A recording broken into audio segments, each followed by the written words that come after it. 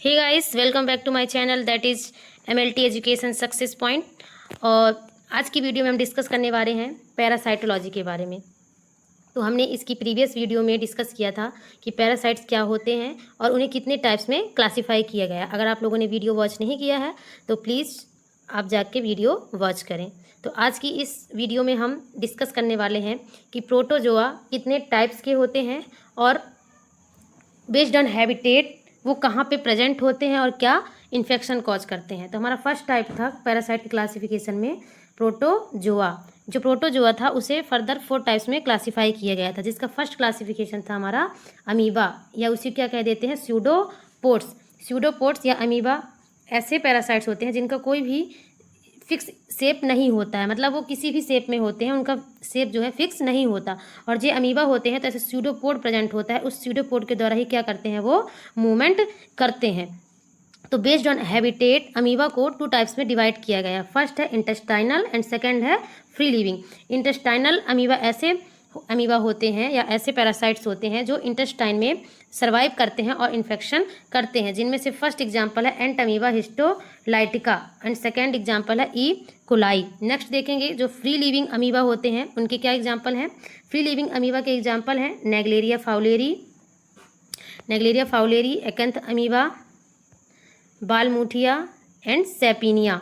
जो ये चारों एग्जाम्पल है वो किसके एग्जाम्पल है, फ्री लिविंग अमीबा के। फ्री लिविंग अमीबा ऐसे पैरासाइट्स होते हैं जो फ्रीली इन्वायरमेंट में भी सर्वाइव कर सकते हैं, लेकिन इन्हें जैसे ही अपॉर्चुनिटी मिलेगी तो ये किसी ह्यूमन बॉडी में आकर भी इन्फेक्शन कॉज कर सकते हैं। तो नेक्स्ट हमारा टाइप होता है फ्लैजिलेट्स। ये फ्लैजिलेट्स ऐसे पैरासाइट्स होते हैं जिनकी आउटर सरफेस पर फ्लैजिला प्रेजेंट होती है, जो इसको ऐसे फ्लैजिला प्रेजेंट होते हैं जो इस पैरासाइट्स को मूवमेंट कराने में हेल्प करते हैं या लोकोमोशन प्रोवाइड करते हैं। तो फ्लैजिलेट्स को 2 टाइप्स में डिवाइड किया गया है। First intestinal flagellates and second blood and tissue flagellates. Intestinal flagellates मतलब ऐसे फ्लैजिलेट्स जो इंटेस्टाइन में सर्वाइव करते हैं और इन्फेक्शन करते हैं, जिनके एग्जाम्पल हैं जियार्डिया लैम्ब्लिया, ये बहुत ही इंपॉर्टेंट है। नेक्स्ट है हमारा ट्राइकोमोनास वेजाइनेलिस। ट्राइकोमोनास वेजाइनेलिस कहाँ रहता है, वेजाइना में, फीमेल की वेजाइना में यह इन्फेक्शन कॉज करता है और वहीं पे ये हैबिटेट मतलब रहता है। जो जियार्डिया लैम्ब्लिया होता है वह बहुत ही इंपॉर्टेंट अमीबा होता है, मतलब सॉरी फ्लैजिलेट्स होता है जो डाइसेंट्री कॉज करता है। नेक्स्ट हमारे फ्लैजिलेट्स के हैं जो ब्लड एंड टिश्यू में प्रेजेंट होते हैं, जिन्हें हीमोफ्लैजिलेट्स भी कहा जाता है। क्या कहा जाता है, हीमोफ्लैजिलेट्स। और हीमोफ्लैजिलेट्स का मीनिंग ये है कि ये ऐसे पैरासाइट हैं जो कहाँ रहते हैं, ब्लड के अंदर। तो ब्लड एंड टिश्यू के अंदर जो पैरासाइट्स पाए जाते हैं उनका एग्जाम्पल है लिस्मेनिया एंड रेपनोसोमा। लिस्मेनिया का फुल फॉर्म होता है, आप लोग अपने नोट्स में जरूर ऐड कर लें कि लिस्मेनिया डोनावानी। नेक्स्ट हम देखेंगे हमारे पैरासाइट का टाइप जो प्रोटोजोआ के टाइप में आता है, वो होता है स्पोरोजोआ भी कितने टाइप्स में क्लासिफाई किया गया है इसको, intestinal Sporozoa and blood and tissue Sporozoa. तो इंटेस्टाइन में कौन से स्पोरोजोआ प्रेजेंट होते हैं, क्रिप्टोस्पोरा, साइक्लोस्पोरा एंड आइसोस्पोरा। और जो ब्लड एंड टिश्यू में स्पोरोजोआ प्रेजेंट होते हैं वो कौन सा है, प्लाज्मोडियम, जो बहुत ही इंपॉर्टेंट है। नेक्स्ट है हमारा बबेसिया एंड नेक्स्ट है टॉक्सोप्लाज्मा गुंडाई। इसका फुल फॉर्म क्या होता है, मतलब फुल नेम क्या होता है, टॉक्सोप्लाज्मा गुंडाई। तो ये स्पोरोजोआ के एग्जाम्पल्स होते हैं जो ब्लड एंड टिश्यू में होते हैं। हमारा नेक्स्ट टाइप होता है प्रोटोजोआ का, वो होता है सिलिएट्स मतलब ऐसे पैरासाइट्स जिसकी आउटर सरफेस पर हेयर लाइक छोटे छोटे स्ट्रक्चर प्रेजेंट होते हैं, जिनको क्या कहा जाता है, सिलिया। और वो इसी सिलिया के द्वारा क्या करते हैं, मूवमेंट करते हैं। तो इसका सबसे बेस्ट एग्जाम्पल है, या कह सकते हैं कि सिलिएट्स का केवल एक ही एग्जाम्पल होता है, वो होता है बैलेंटीडियम कोलाई। इसका क्या होता है एग्जाम्पल, इसमें आप फुल नेम इसका लिख लें, बैलेंटीडियम कोलाई। क्या हुआ इसका फुल नेम, बैलेंटीडियम कोलाई। ये बैलेंटीडियम कोलाई क्या कहाँ पाया जाता है, कहाँ पे ये इन्फेक्शन करता है, मोस्टली लार्ज इंटेस्टाइन में। और ये सबसे लार्जेस्ट प्रोटोजोआ होता है, क्योंकि डायरेक्ट क्वेश्चन बन सकता है आपका कि लार्जेस्ट प्रोटोजोआ का एग्जाम्पल क्या होता है। लार्जेस्ट प्रोटोजोआ का एग्जाम्पल क्या होता है हमारा, बैलेंटीडियम कोलाई, जो कि एक सिलिएट्स है। इसके बाद ये किस शेप का होता है, यह फुटबॉल शेप का होता है, मतलब ये ऐसे कह सकते हैं कि ऐसे इसका स्ट्रक्चर होता है, इसके hair like structure cilia present होते हैं।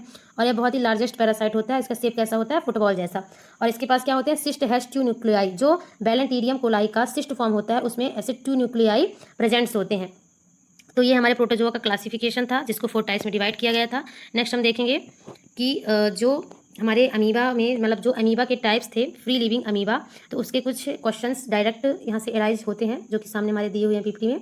फर्स्ट जो फ्री लिविंग अमीबा है, ये कैसे होते हैं? ये न्यूरोपैथोजेनिक अमीबा होते हैं। न्यूरोपैथोजेनिक मतलब जो हमारे न्यूरॉन्स या ब्रेन में जाके डिसीज़ करते हैं।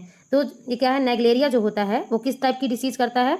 Primary amoebic encephalitis. ये किस टाइप की इंसेफ्लाइटिस करता है? Primary amoebic encephalitis. मतलब न्यूरॉन्स में जो ब्रेन में जाता है तो वहाँ पे क्या करता है? ये इन्फ्लामेशन करता है।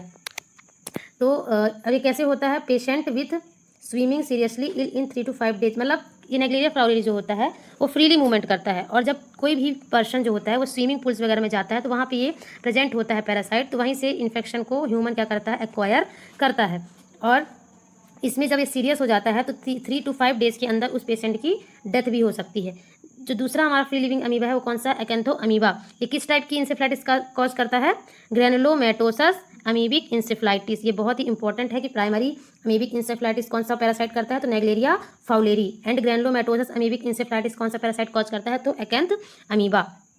यह एक क्रोनिक कंडीशन होता है और इसमें कोई भी स्पेसिफिक ट्रीटमेंट नहीं होता, और यह कोरोनल अल्सर भी कॉज कर सकता है। कॉन्टैक्ट लेंस मतलब जो आइस होती हैं ह्यूमन की आइस में, तो कॉर्निया वाला जो पार्ट होता है तो वहाँ पे जो लेंसेस होते हैं वहाँ पे ये अल्सर कॉज कर सकता है आँखों में, है ना। सेपीनिया जो होता है वो न्यूली फाउंड होता है, इसके बारे में ज़्यादा अभी कोई भी इन्फॉर्मेशन नहीं है। तो आपके जो कॉम्पिटेटिव एग्जाम के पॉइंट ऑफ व्यू से इंपॉर्टेंट है तो यही है कि जो फ्री लिविंग अमीबा होते हैं वो किस टाइप की डिसीज़ करते हैं? तो न्यूरोपैथोजेनिक करते हैं। एक्यूट में करता है वो नेग्लेरिया होता है जो प्राइमरी अमीबिक इंसेफ्लाइटिस करता है, और जो एकैंथ अमीबा होता है वो क्रोनिक कंडीशन में होता है और ये ग्रेनुलोमेटोसस अमीबिक इंसेफ्लाइटिस कॉज करता है। जो हमारे एग्जाम में डायरेक्ट क्वेश्चन एराइज होता है कि ऐसे कौन से पैरासाइट्स होते हैं जो ब्लड में प्रेजेंट होते हैं एंड टिश्यू में प्रेजेंट होते हैं। तो ब्लड में जो प्रेजेंट होते हैं वो कौन से पैरासाइट्स हैं? लिस्मनिया, ट्रेपनोसोमा या ट्रेपनोस्पोरा और स्पोरोजोम प्लाज्मोडियम जो ब्लड में प्रेजेंट होता है। बबेसिया ये भी ब्लड में प्रेजेंट होता है, और जो टॉक्सोप्लाज्मा होता है वो कहाँ प्रेजेंट होता है? टिश्यू में प्रेजेंट होता है। तो ये बहुत ही इंपॉर्टेंट है, इन्हें आप लोग जरूर याद करें। इसके लिए एक ट्रिक भी है कि जो ब्लड में प्रेजेंट होता है, तो ब्लड जैसे अब ब्लड हो गया तो जो एमएलटी करने वाले स्टूडेंट होते हैं वो मोस्टली किससे रिलेटेड होते हैं? क्योंकि इसमें डायग्नोसिस करते हैं ब्लड से रिलेटेड। तो ब्लड से आप यहाँ पे याद कर सकते हैं कि जो ब्लड में प्रेजेंट होते हैं उसमें एमएलटी की जगह आप क्या याद कर सकते हैं? एफएलटी। इससे आप याद कर सकते हैं कि ब्लड में पाए जाने वाले कौन कौन से एग्जाम्पल हैं फ्लैजिलेट्स के, लिस्मानिया एंड ट्रपनोस्पोरा। बस ये अपनी ट्रिक होती है, आप लोग भी अपनी कोई भी ट्रिक बना सकते हैं। तो ज़रूर आप ट्रिक बनाएं और चीज़ों को याद रखें, क्योंकि इतनी चीज़ें याद रखना पॉसिबल नहीं हो पाता है। तो अपनी ट्रिक आप सभी अप्लाई करें। तो चलिए आगे बढ़ते हैं। जो इंटेस्टाइनल प्रोटोजोआ हैं जिनको हमने पहले ही बता दिया है कि जो अमीबा होता है वो इंटेस्टाइनल प्रोटोजोआ होता है, जिसमें से एंटमीबा हिस्टोलिटिका आता है, इकोलाई आता है। जो एंटमीबा हिस्टोलिटिका होता है वो पैथोजेनिक होता है और इकोलाई नॉन पैथोजेनिक होता है, मतलब नॉर्मल फ्लोरा होता है। इसके बाद जो फ्लैजिलेट्स हैं जैसे जियार्डिया एंड ट्राइकोमोनास वेजाइनेलिस। तो जियार्डिया से एग्जाम्पल क्या होता है? क्या करता है? डाइसेंट्री कॉज करता है। क्या कॉज करता है? डाइसेंट्री। और जो ट्राइकोमोनास वेजाइनेलिस होता है इसका सबसे इंपॉर्टेंट है कि नो सिस्टिक स्टेज। जो मोस्टली प्रोटोजोआ होते हैं उनकी 2 स्टेज होती है। आप जब लाइफ साइकिल वगैरह देखेंगे पैरासाइट्स की तो आपको ये चीज़ें समझ में आने लगेंगी। लेकिन जो ट्राइकोमोनास वेजाइनेलिस होता है उसमें 2 स्टेज होती हैं, मतलब सॉरी जितने भी प्रोटोजोआ होते हैं उनमें 2 स्टेज होती है। एक होती है सिस्टिक स्टेज मतलब सिस्ट स्टेज, और दूसरी कौन सी होती है? मतलब फॉर्म ट्रोफोजोइट। तो इसमें से डायरेक्ट क्वेश्चन एराइज होता है कि ऐसा कौन सा पैरासाइट है जिसमें केवल एक ही स्टेज होती है, उसमें सिस्टिक स्टेज नहीं होती। तो उसका एग्जांपल क्या होता है? ट्राइकोमोनास। जो ट्राइकोमोनास पैरासाइट होता है उसमें केवल एक ही स्टेज होती है, वो कौन सी होती है? ट्रोफोजोइट्स। इसमें सिस्टिक स्टेज प्रेजेंट नहीं होती। फिर इसके बाद ये किस टाइप का मूवमेंट करता है? तो ये जर्की मूवमेंट करता है, लीफ लाइक मोटेलिटी करता है, जर्की मूवमेंट करता है। इसके बाद इसका क्लिनिकल मैनिफेस्टेशन क्या होता है? वेजाइनाइटिस, मतलब ये वेजाइना में इन्फ्लामेशन करता है, और उसके कारण क्या होती है? जो वेजाइना होती है वो स्ट्रॉबेरी जैसे दिखाई देती है, स्ट्रॉबेरी जैसे शो होती है ना।